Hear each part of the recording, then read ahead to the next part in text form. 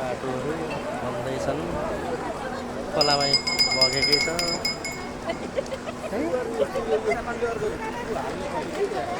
त्यही त चारतिर चाहिँ त्यो पुलको जस्तो बन्दैछ मन्दिर बनाउँदैछन्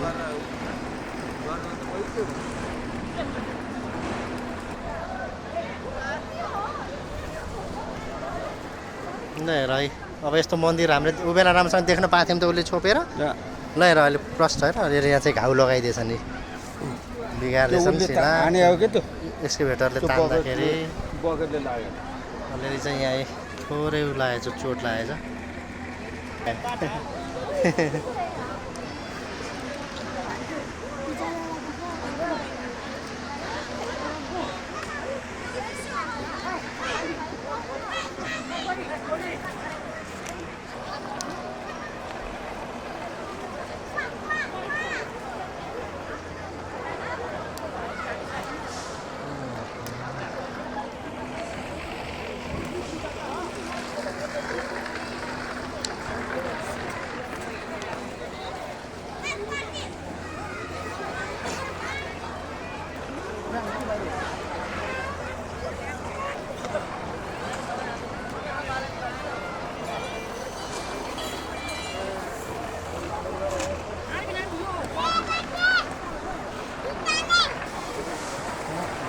खोला भयो त्यो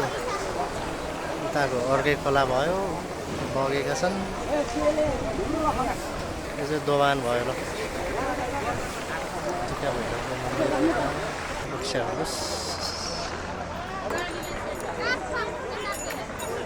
भैरवनाथको चाहिँ